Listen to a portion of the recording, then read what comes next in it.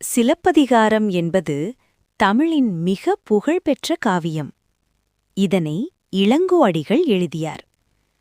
இந்த காவியம் 3 நகரங்களை மையமாகக் கொண்டது: பூம்புகார், மதுரை, வஞ்சி.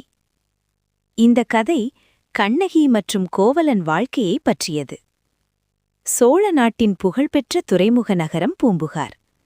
அங்கு ஒரு செல்வந்த வணிகரின் மகன் கோவலன் வாழ்ந்தான். அவனுக்கு கண்ணகி என்ற நல்ல குணமுள்ள பெண்ணுடன் திருமணம் நடக்கிறது.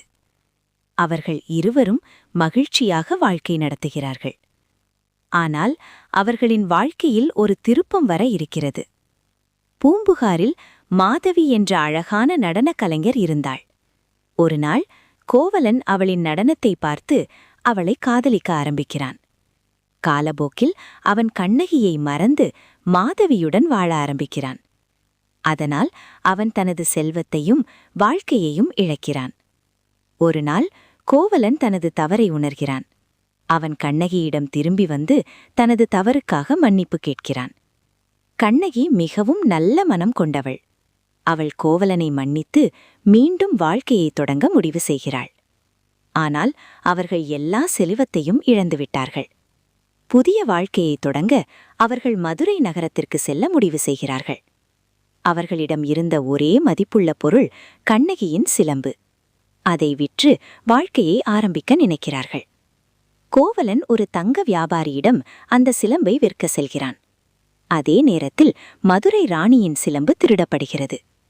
அந்த தங்க வியாபாரி பேராசையால் கோவலனை திருடன் என்று கூறுகிறான். இதனால் பாண்டிய மன்னன் விசாரணை இல்லாமல் கோவலனை கொல்ல உத்தரவிடுகிறான். இந்த செய்தியை கேட்ட கண்ணகி மிகுந்த கோபத்துடன் அரண்மனைக்கு செல்கிறாள். அவள் மன்னனிடம் என் கணவன் நிரபராதி என்று கூறுகிறாள். அவள் தனது சிலம்பை உடைத்து காட்டுகிறாள். அதில் முத்துக்கள் இருக்கும். ஆனால் ராணியின் சிலம்பில் மாணிக்கம் இருக்கும். அப்போது மன்னன் தனது தவறை உணர்கிறான். அவன் வெட்கத்தாலும் வருத்தத்தாலும் உயிரிழக்கிறான். கண்ணகியின் கோபம் அதிகரிக்கிறது. அவள் தனது தூய்மை மற்றும் நீதியின் சக்தியால் மதுரை நகரம் எரியட்டும் என்று சாபம் விடுகிறாள். அதனால் நகரம் முழுவதும் தீ பரவுகிறது. இது நீதிக்கான போராட்டத்தின் அடையாளமாக கருதப்படுகிறது. பின்னர் கண்ணகி மதுரையை விட்டு சேர நாட்டிற்கு செல்கிறாள். அங்கு அவள் ஒரு தெய்வமாக மதிக்கப்படுகிறாள்.